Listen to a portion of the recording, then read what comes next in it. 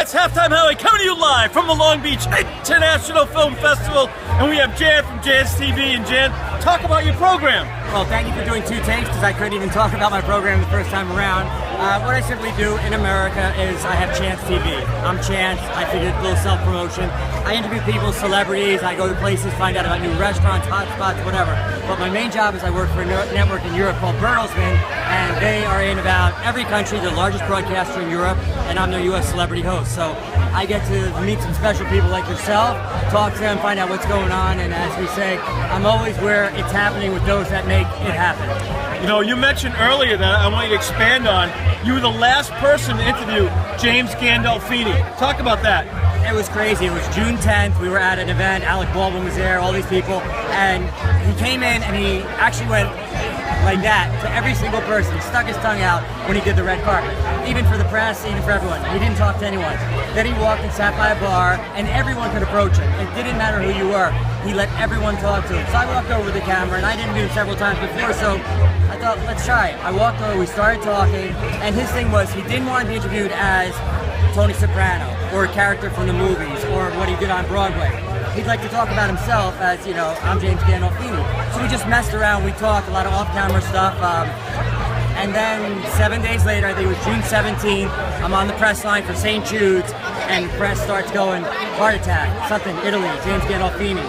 Next thing you know, my phone goes crazy, Inside Edition, Access Hollywood, your last person to interview him, bring it in, let's find out what's going on. Wow. And you don't want to be on these major shows for that reason because it's so sad, but I got to go and tell him what an amazing guy. Yes. An amazing guy. And also, another interesting fact, fascinating, is you broke the horrible news about Whitney Houston. I was out at the Grammys at this guy, Art Ford. We're in his apartment doing an interview, just friendly. I believe it was Saturday. Yeah, it was Saturday. And I get a text at the end of our interview, a fun interview. The guy has so many platinum records, he stacks them. They're not even on the walls anymore, there's no room. And behind us was my bodyguard and the preacher's wife. I get a text, Whitney Houston's dead, FYI. The camera's off now, and now I gotta tell this guy who for 30 years, under Clive Davis, made her the star that she was. I told him, I said, I don't know how to tell you this, Mr. Ford, but Whitney's no longer with us. He said, turn the camera on. He starts crying, the voice of an angel, taken by drugs, no longer with us. I was almost crying. I never met Whitney, but this guy was so passionate about it. So it's tough, but you know, those are the two major things that really stand out as, you know, being part of something as tragic as it was, getting to talk about how amazing they were. That's awesome. You know what? We're excited to bring you to Long Beach on a show and have you interviewed by our amazing film critic, Rocco Passafume. Now this is on tape. You're really going to do this, right? Yeah, absolutely. All right. We're gonna. And by the way, last question.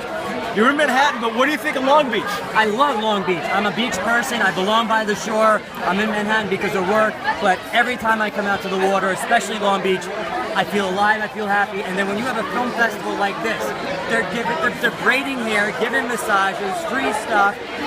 Craig and Ingrid, they did an incredible job. Long Beach is amazing. God, I wish this was every day, but you know, you can't have Christmas every day. All right, great job. Thank you so much, guys. And you heard it on tape. I'm coming in, right? All right, absolutely. Let's get a picture, too.